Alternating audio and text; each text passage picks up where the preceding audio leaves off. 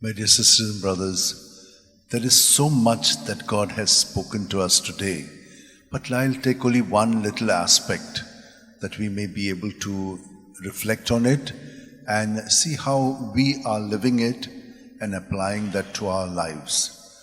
The two shall become one. You know who have been married, whether it is easy for you to live this or difficult. And what makes it easy and what makes it difficult? You have the answers. You are living it. But what is the mentality? What is the understanding? What is the reasoning?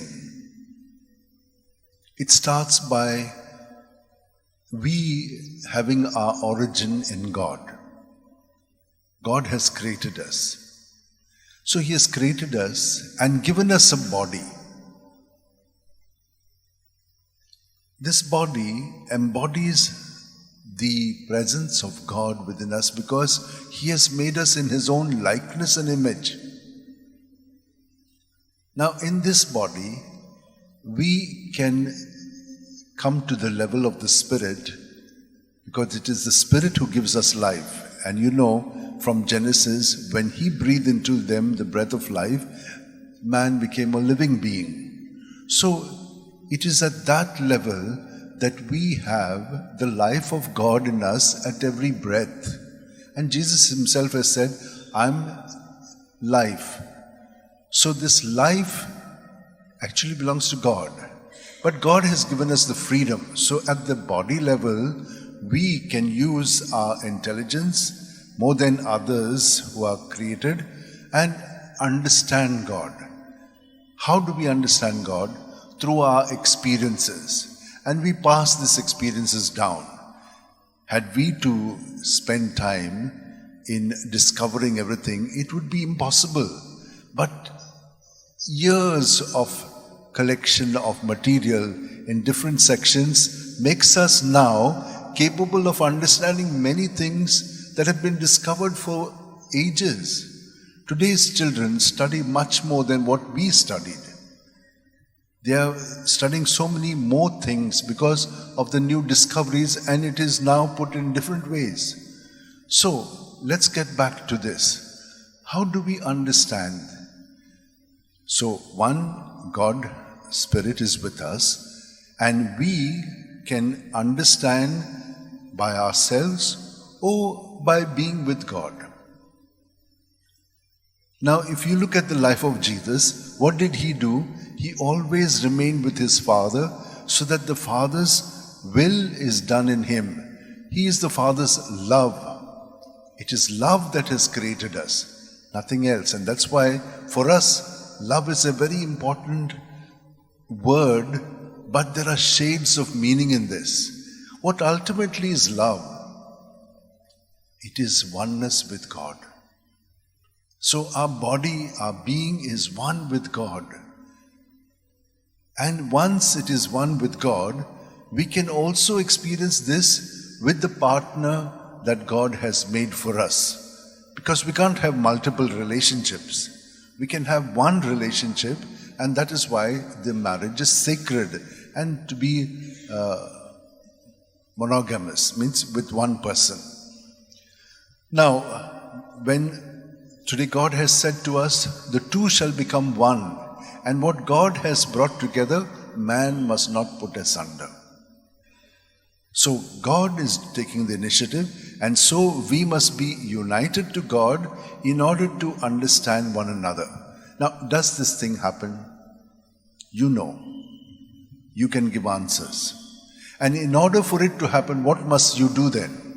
Whatever the experience is, we understand it with our thoughts. So the thoughts might be clear, not be clear. Why? Because our intention internally is not very clear. We need to get our clarity. And that can be brought from God Himself when we surrender our thoughts and our experiences to God. And that's what I've been telling you at every breath. In Jesus' name, get your thoughts, good, bad, ugly, whatever it is, out. Also your feelings, because the thoughts evoke feelings, and these feelings also should be given. so that we get our clarity. And who will bring clarity? Jesus himself has told us, I will give you another who will teach you everything, because you can't understand everything now, but over time you'll be able to understand it. And that is what is happening to us. If we give ourselves to Jesus, he'll give us the Spirit, and the Spirit will make us understand it. And when we understand, we are persons of conviction. Then you cannot change that person easily, because he is convinced or she is convinced, and they will follow this path. And this path is the path of truth. And the truth will set you free. Every time in the truth you will let go what is not right and stick on to what is good. And so it is there that we experience oneness with God. Now you can understand what Jesus has said about divorcing, adultery, all these things you can understand in this context. So also our faithfulness to God is based on the same principle. My dear sisters and brothers, let us ask the Lord to give us His Spirit and to give us the ability to let go of all our thoughts and feelings, because we hold on to them. We say we have given, but it's still with us. We must give them away. And so let us ask for this grace in this Mass, that we be able to live the way God has planned it for us in Jesus. Let's all hold our hands together, close our eyes, and be present at the breath. Jesus is entering into our body, mind, and spirit, and giving us clarity to the things that we surrender to Him when we breathe out. Our thoughts, our feelings, our experiences, all that we hold on to. It is only to Him that we can give everything, because we can trust in His faithful love. And He lays down His life for me. No one else can do that. We are all weak human beings. We may promise one thing one time, and we may be convinced of it, but later on we waver. Other things take place, and we lose our focus, and we get drowned in the things that are subsidiary.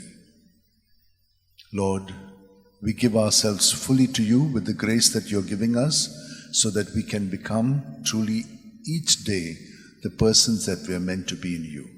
And let us make an offering of ourselves with the bread and wine, but also pray for all who have asked us to pray for them. There is Herculano, who is celebrating his 90th birthday. There is Joachim and Gloria, who are undergoing an operation right now, that God may touch them and many others who have asked us to pray for them.